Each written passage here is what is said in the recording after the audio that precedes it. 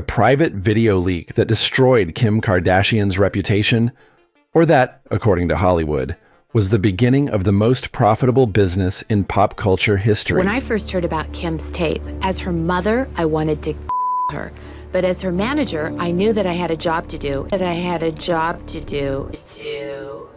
A mother watching her daughter cry before posing nude for Playboy, while smiling behind the camera saying, "Keep going, you're doing amazing." Kim, you're doing amazing, sweetie. Push this knee out. Hot. That's push. A woman who for years moved comfortably through some of the most exclusive and controversial parties in Hollywood, including events organized by Sean Diddy Combs, now under FBI investigation and surrounded by extremely dark accusations.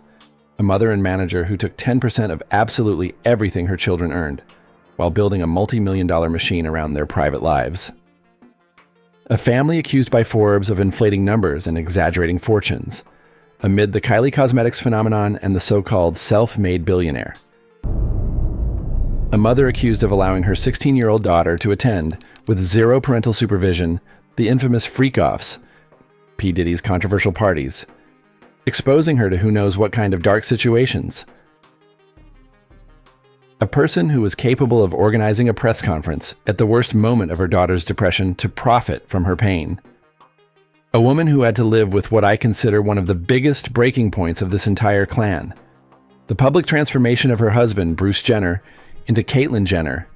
And all of this while millions of people watched one of the most famous families on the planet fall apart in front of the cameras. And behind all of it, the same person always appeared. Kris Jenner. For years, the world believed the Kardashians were simply a famous family. But the bigger the empire grew, the more an uncomfortable question began to emerge. What if none of this was accidental? Because behind the cameras, there seemed to exist a much colder logic. One where absolutely everything could become content. Relationships, arguments, surgeries, divorces, humiliations. Courtney! You guys, stop it! Don't do that to each other! And even the most intimate moments of a family. The most disturbing thing about this story is that Kris Jenner understood something before the rest of Hollywood did. Don't mess with my family, and you definitely don't mess with my business. In the new era of the internet, privacy was worth less than attention.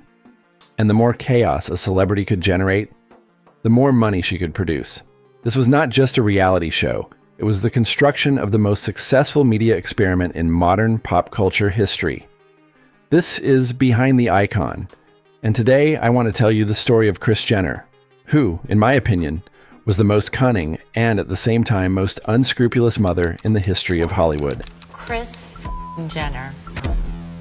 Just kidding. And one of the things that surprised me most about this entire story is that the bigger the Kardashian empire grew, the more uncomfortable connections began to surface.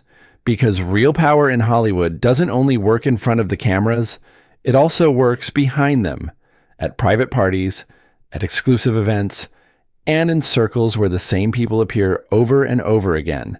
And one of those names was Sean Diddy Combs.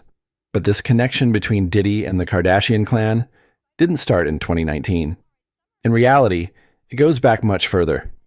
One of the first clear moments appears when Kris Jenner had her own television show. Diddy is invited as a guest, and with a massive audience. The conversation moves along normally, until at a certain moment the tone shifts. Diddy starts flirting with Kris on live television, unfiltered, and he drops the line. I need you in my life, baby. I need you every day I turn on the TV. I need to see your beautiful, sexy, fine self. Oh, that made me cry. I need you in my life. I need to see you every day. The moment goes viral almost immediately. Clips circulating everywhere, headlines, comments. But far from generating rejection or questions, it's interpreted as just another moment within the show, entertainment for a television segment. And that's where what I consider the first important detail begins to emerge. None of this looks strange in that context. And that's what unsettles me the most, because everything was happening without any real analysis of who these people actually were, especially Diddy. That same year, Kris Jenner also begins promoting Revolt TV, Diddy's television network. And I no longer see this as a one-off interview, but as the beginning of a relationship that starts taking shape on a professional level as well. appearances, mentions, public support. And as time went by, that connection didn't disappear. Years later, in 2017, they keep crossing paths at events, in similar spaces, and in environments not everyone has access to. This is not an isolated encounter. This is not a one-time coincidence. It's a relationship that holds. And when a relationship sustains itself for years within the same circle, the reading becomes something entirely different, because it stops being something casual and becomes part of the same circle of power, a circle where everyone knows each other, where everyone crosses paths, and where everything that happens, at least for me, is no longer so easy to see clearly from the outside for what it really is. And as time went by, a question begins to emerge that invites us to reflect. Because one thing was Kris Jenner moving within those circles of power, but something very different was also exposing her daughters to that same environment. And at this point is when the story starts to get a little strange to me, because this is no longer just about public appearances, events, or shared photos. Other versions begin to surface, accounts that don't come from headlines, but from experiences, from people who were actually there. People start talking about private parties, about much more closed-off environments, spaces where access was limited. And in the middle of all of this, a name appears: Khloe Kardashian. At different moments, Khloe hints that within that environment, there were situations she found difficult to process. She doesn't describe exactly what happened, but she makes it clear that it was something that impacted her deeply.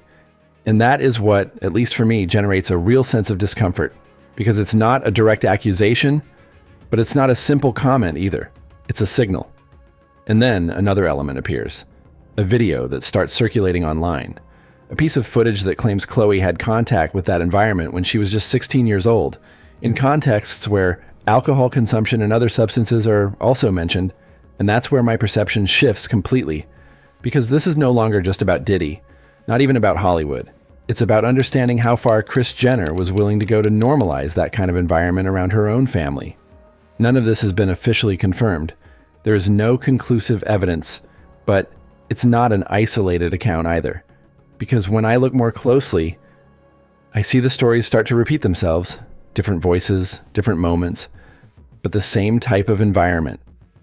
And that's where my perception changes, because this is no longer about a party or an anecdote.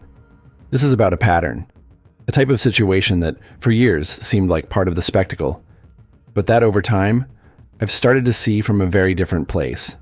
And when that happens, everything that came before stops feeling innocent and becomes something that puts under the microscope the conduct of a mother, one with no scruples, even when it comes to protecting her own daughters from exposure. But to truly understand how the logic behind the Kardashian empire works, I need to go back to one of the first truly questionable moments surrounding Kris Jenner, the episode that, for many, marks the real birth of the most famous family on the internet. A private, intimate video. A recording that, at least in theory, was never meant to become public. And yet, from one moment to the next, it ends up exploding across every media outlet on the planet. Television shows, portals, scandal, public humiliation. Kim Kardashian was not yet a superstar, not a multimillionaire businesswoman. Kim Kardashian was simply invisible. For years, her place was behind another figure, Paris Hilton. Kim was not the protagonist. She was not the star.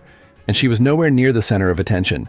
She was the one who organized Paris's closet, the one who tagged along, the one who watched. While Paris shone, she was learning. In my view, at that point, she was clearly nothing more than a peripheral figure in Hollywood. I had a baby with a assistant, bro. You know, Kim was Paris Hilton's assistant. Paris Hilton's assistant. Could you imagine if I had kids with Paris Hilton, how many hotels I have now? But after that video, everything changes. And that's where the suspicions begin, because the context around that leak always struck me as far too strange. The exact timing, the immediate exposure, the speed with which the Kardashian name started showing up everywhere, right when the family was preparing their reality show, right when they needed media attention, right when they weren't yet truly famous. And in the middle of all of this, the same person appears again, Kris Jenner, the mother, the manager, and in my view, the real mind behind the entire operation.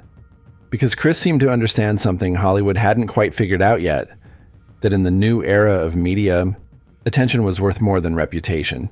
When the cameras arrived, she didn't try to protect her family from the exposure. She did exactly the opposite. She organized it. Reality shows, interviews, contracts, magazine covers, carefully constructed narratives, and at the center of everything, that video. What many saw as a catastrophe, I interpret as a perfectly seized opportunity. For years, versions began to circulate that were never officially confirmed.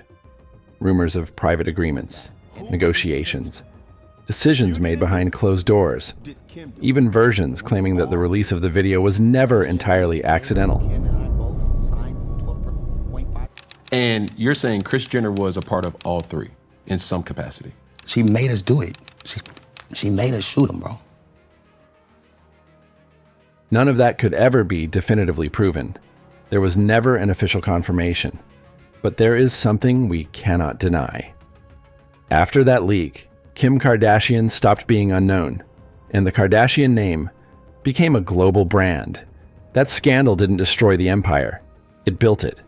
And from that moment on, something became clear that I find far more disturbing. In the Kardashian universe, even the most intimate things could be turned into business. And if there was one moment that to me perfectly summed up the logic behind the Kardashian empire, it was an apparently simple scene. Kim Kardashian was about to do a shoot for Playboy, but far from feeling comfortable, she looked nervous, insecure, even on the verge of tears. The cameras kept rolling. Everything was being documented. And while Kim hesitated, there was another person watching the whole situation from behind. Obviously, I'm talking about her mother, Kris Jenner. She wasn't trying to stop what was happening. She wasn't questioning whether any of this could emotionally affect her daughter. She wasn't asking herself whether Kim actually wanted to expose herself that way.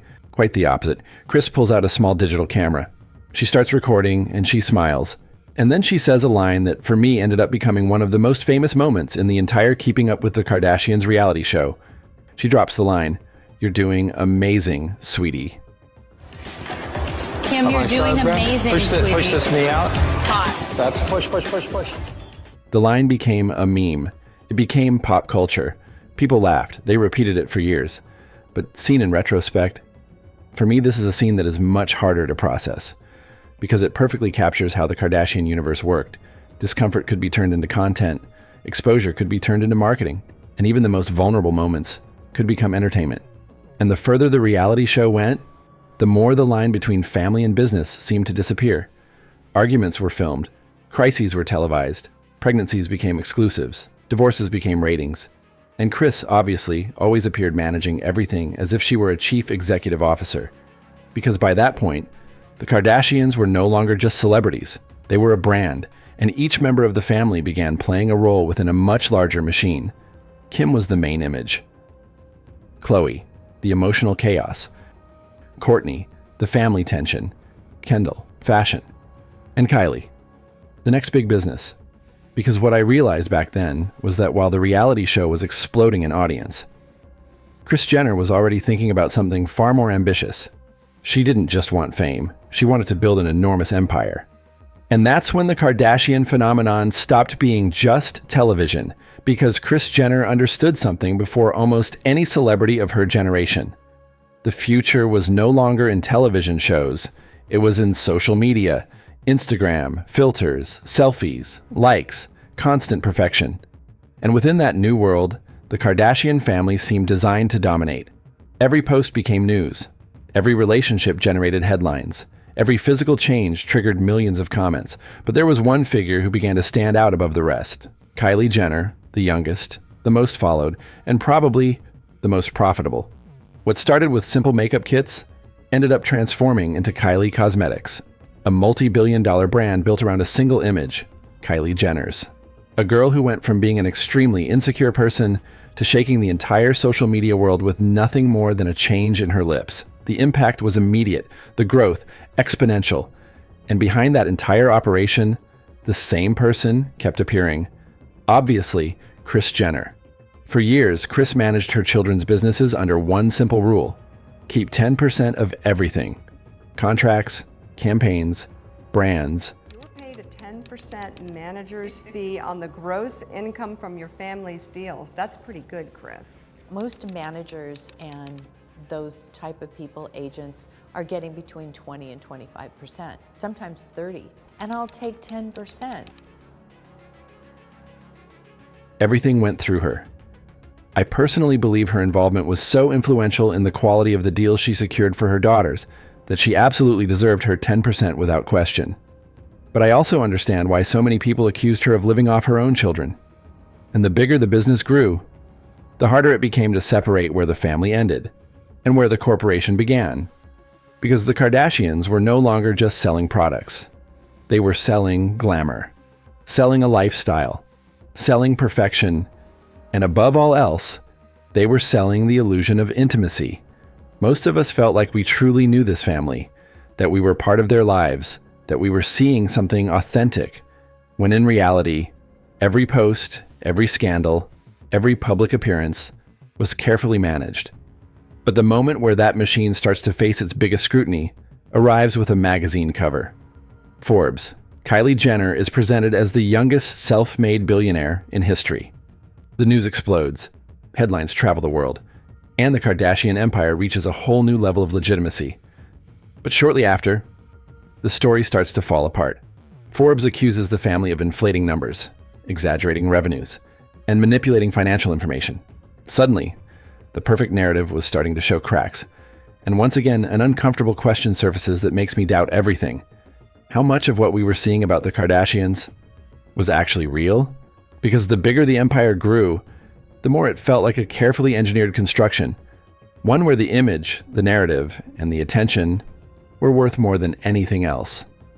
But before we continue, I'd like to share 3 moments where I saw the Kardashians more as a corporation than as a family. On relationships as content in the Kardashian universe. Relationships never seem to stay private. Romances, breakups, infidelities, love scandals, everything ended up in front of the cameras.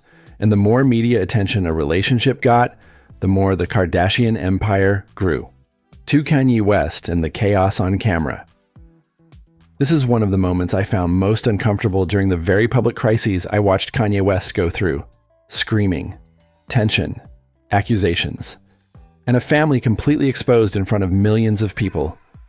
In one of the scenes I remember most, Kanye ends up confronting Kris Jenner directly, while she tries to calm him down with a line that disarms him and manages to neutralize his anger. Have an effect on my mental health. Yes, I'm saying yes. And I love you. I love you. I don't want you to be not perfect. I love you.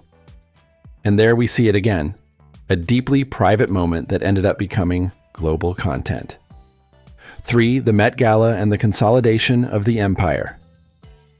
Over the years, the Kardashians stopped being seen as simple reality show figures. They had started appearing at the Met Gala, in luxury campaigns, at events reserved for the global elite. And Kris Jenner coordinated everything as if she were running an international corporation.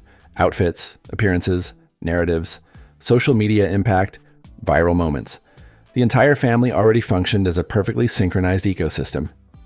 But the bigger the Kardashian empire became, the harder it seemed to sustain it.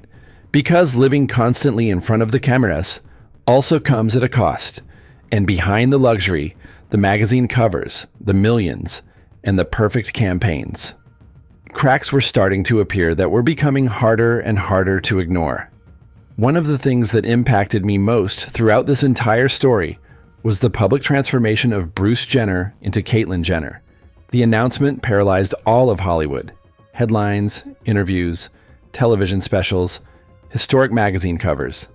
And once again, the family's private life was becoming a global spectacle.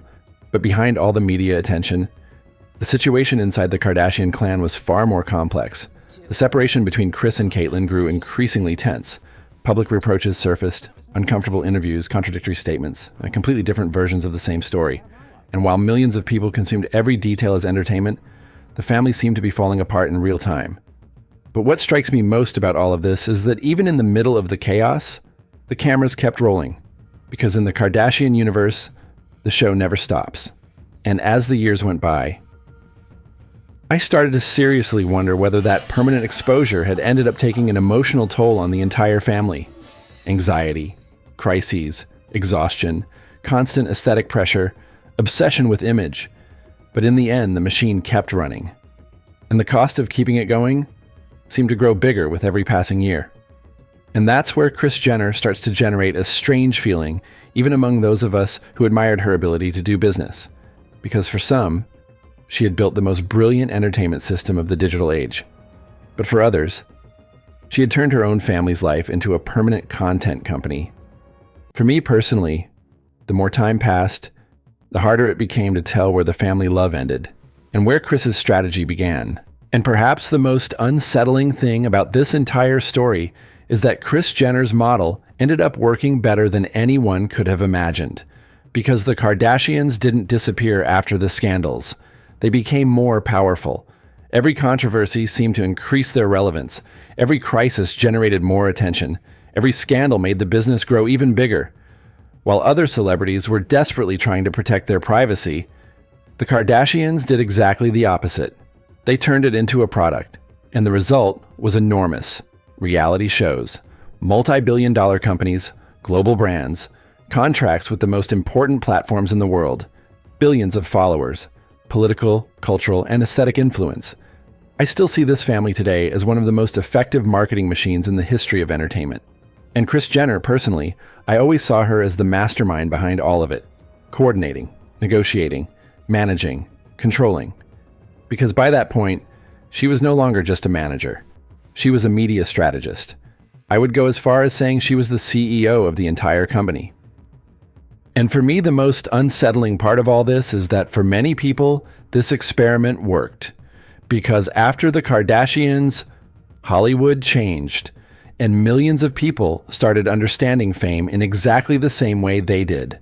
The key was to never disappear, never stop generating conversation, and never stop producing attention.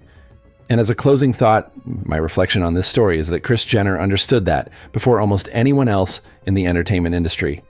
And probably that's exactly why she ended up building the most successful media empire of the internet age.